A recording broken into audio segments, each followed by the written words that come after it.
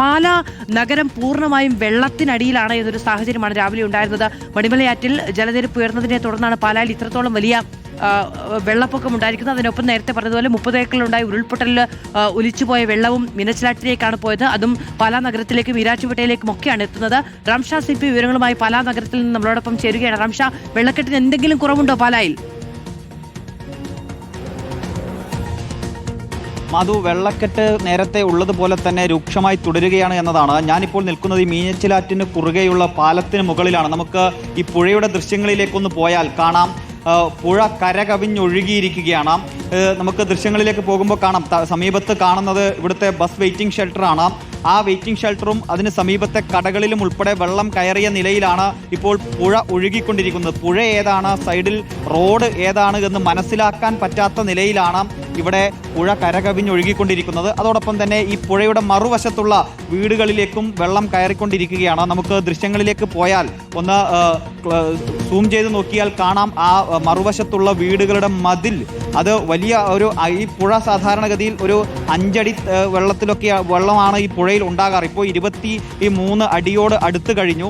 അതായത് ആ കാണുന്ന മതിലെല്ലാം പുറത്ത് സാധാരണഗതിയിൽ തെളിഞ്ഞ് കാണുന്ന മതിലുകളായിരുന്നു. പക്ഷെ അതിൽ മുങ്ങിപ്പോകുന്ന നിലയിലേക്ക് വെള്ളം ഇപ്പോൾ കയറി വന്നിരിക്കുകയാണ്. സമീപത്തെ വീടുകളിൽ അവിടെ സ്ഥാപനങ്ങൾ, ഒരു ജിമ്മ് ഉൾപ്പെടെ അവിടെ പ്രവർത്തിക്കുന്നുണ്ട്. ആ ജിമ്മിലേക്ക് ഉൾപ്പെടെ വെള്ളം കയറുന്ന നിലയിലേക്ക് വെള്ളം കയറി വന്നത് നമുക്ക് കാണാം. അതിന് സമീപത്തായി ഇവിടെ മറുവശത്ത് ആ നമ്മൾ ഈ ബോർഡൊക്കെ കാണുന്ന, ഈ ഹോൾഡിങ്സ് ഒക്കെ കാണുന്നതിൻ്റെ പുറകിലായി ആളുകൾ താമസിക്കുന്ന ക്വാർട്ടേഴ്സ് പോലെയുള്ള സംവിധാനങ്ങളുണ്ട്. നമുക്കത് ദൃശ്യങ്ങളിലേക്ക് വന്നു കഴിഞ്ഞാൽ ഈ ക്വാർട്ടേഴ്സിൽ ആളുകൾ താമസിക്കുന്നുണ്ട്. അതിൻ്റെ പുറത്ത് ആളുകൾ വഞ്ചിയിലിരുന്ന് പോകുന്നതൊക്കെ നമുക്ക് ദൂരെ നിന്ന് കാണാൻ കഴിയുന്നുണ്ട്.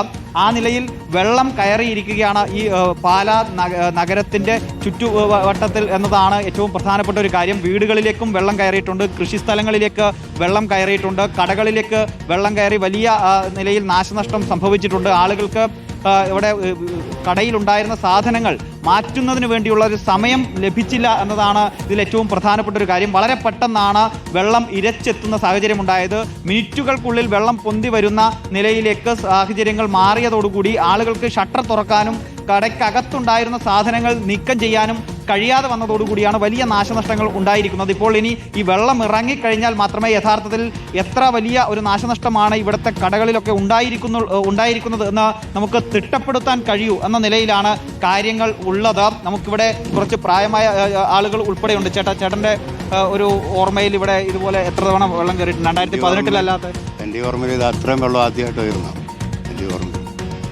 ഇന്നലെ ഇതിനകത്ത് ഇറങ്ങിക്കിടക്കാനുള്ള വെള്ളം ഉണ്ടായിരുന്നില്ല. ഇറങ്ങി കടക്കാനുള്ള വെള്ളം പുഴയിലുണ്ടായിരുന്നു. ഇപ്പോൾ പുഴ കരകവിഞ്ഞൊഴുകാണ്. കരകവിഞ്ഞെന്ന് പറഞ്ഞാൽ ഇത്രയും വെള്ളം ഞാൻ ആദ്യമായിട്ട് കാണുന്നു. 2018 ഇത്രയും വെള്ളം വന്നില്ല. ഇല്ല അല്ലേ? ചേട്ടൻ്റെ ഓർമ്മയിലില്ല. ഇല്ല. അതാണ് ഇവിടെയുള്ള പ്രായമായ ആളുകളുടെ ഓർമ്മയിൽ പോലും ഇത്രയും വലിയ നിലയിൽ വെള്ളം ഉയർന്നു വന്നിട്ടില്ല എന്നതാണ് പറയുന്നത്. 2018 പോലും വലിയ പ്രളയമുണ്ടായപ്പോഴും ഇത്ര നിലയിൽ വെള്ളം ഉയർന്നു വന്നിട്ടില്ല എന്നതാണ് ഇവിടെയുള്ള ആളുകൾ പറയുന്നത്. ആ നിലയിൽ വളരെ പെട്ടെന്നാണ് വെള്ളം ഉയർന്നു വന്നത്. 5 മണിയോടുകൂടിയാണ് ഇവിടെ വെള്ളം കരകവിഞ്ഞ് ഒഴുകാൻ തുടങ്ങിയത്, പുഴ കരകവിഞ്ഞ് ഒഴുകാൻ തുടങ്ങിയത്. വളരെ പെട്ടെന്ന് വെള്ളം കടകളിലേക്ക് ഇരച്ചെത്തി. അതുകൊണ്ട് തന്നെ മുന്നറിയിപ്പുകൾ ലഭിച്ചിട്ടും രാത്രി 3 മണിയോടുകൂടിയാണ് മുന്നറിയിപ്പുകൾ ലഭിച്ചത്. പക്ഷേ ആളുകൾക്ക് ഇത് അറിഞ്ഞു വരുമ്പോഴേക്കും സമയം വൈകി. ആളുകൾ, ഈ കടയുടെ ഉടമകളും അതുപോലെ ജീവനക്കാരും ഒക്കെ ഈ സ്ഥലത്തേക്ക് എത്തുമ്പോഴേക്കും വെള്ളം കയറി തുടങ്ങിയിരുന്നു. പിന്നീട് പല സ്ഥലങ്ങളിലും ഷട്ടർ തുറക്കാൻ പറ്റാത്ത, താഴ്ന്ന പ്രദേശങ്ങളിലുള്ള കടകളിൽ ഷട്ടർ തുറക്കാൻ പറ്റാത്ത സാഹചര്യമുണ്ടായി.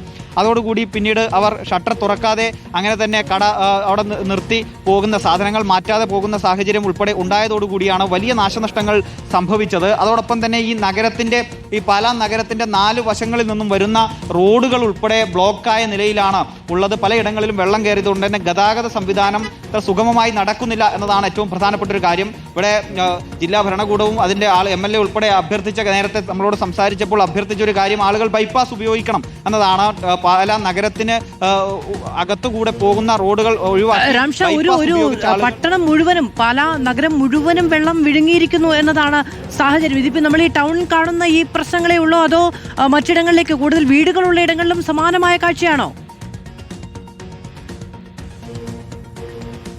തീർച്ചയായും അത് വീടുകളുള്ള സ്ഥലങ്ങളിലും സമാനമായ കാഴ്ചയാണുള്ളത്. ഈ പാലാ നഗരത്തിന്റെ ഒരു പ്രത്യേകത, ഈ നഗരത്തിന് ചുറ്റുവട്ടത്ത് വലിയ നിലയിൽ ആളുകൾ താമസിക്കുന്നില്ല. അതിൽ കുറച്ച് അപ്പുറത്ത് വശത്തേക്ക് മാറിക്കഴിഞ്ഞാൽ അവിടങ്ങളിലെല്ലാം ഈ നിലയിൽ വീടുകളിലേക്ക് വെള്ളം കയറുന്ന സാഹചര്യമാണുള്ളത്. വീടുകളിൽ വെള്ളം കയറി കൃഷിനാശം സംഭവിച്ച സാഹചര്യങ്ങൾ ഉൾപ്പെടെ ഈ പാലാ നഗരത്തിന്റെ മറ്റു വശങ്ങളിലേക്ക് പോയി കഴിഞ്ഞാൽ നമുക്ക് കാണാൻ കഴിയും. അല്പം കഴിഞ്ഞ് നമുക്ക് ആ സ്ഥലങ്ങളിൽ ഉൾപ്പെടെ എത്തിച്ചേരാൻ പറ്റുമെന്നാണ് കരുതുന്നത്. നമ്മൾ നേരത്തെ അതിനൊരു ശ്രമം നടത്തിയിരുന്നു. പക്ഷേ വെള്ളം കയറിയത് കൊണ്ട് തന്നെ നമുക്ക് അവിടത്തേക്ക് എത്താൻ കഴിഞ്ഞില്ല എന്നൊരു പ്രശ്നമുണ്ട്. അവിടെ ഒരു ഫാമിൽ ഉൾപ്പെടെ 10ഓളം പശുക്കൾ പോലും വെള്ളത്തിൽ മുങ്ങി ചത്തുപോകുന്ന സാഹചര്യം ഉണ്ടായി എന്ന് MLA അല്പസമയം മുമ്പ് നമ്മളോട് പറയുകയും ചെയ്തിട്ടുണ്ട്. പക്ഷേ അവിടത്തേക്ക് വളരെ പെട്ടെന്ന് എത്താൻ പറ്റുന്ന ഒരു സാഹചര്യമില്ല. നമ്മളേതായാലും അല്പസമയത്തിനകം അങ്ങോട്ട് എത്താൻ കഴിയും എന്നതാണ് നമ്മൾ പ്രതീക്ഷിക്കുന്നത്. ആ നിലയിൽ വലിയ കൃഷിനാശം സംഭവിച്ചിരിക്കുന്നു.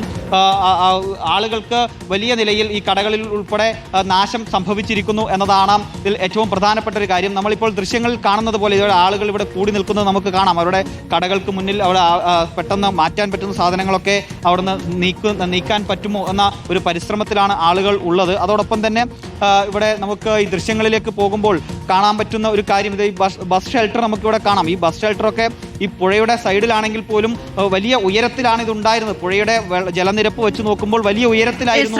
പാലയിൽ നിന്നുള്ള വിവരങ്ങൾ നൽകിക്കൊണ്ടിരിക്കുന്നത്.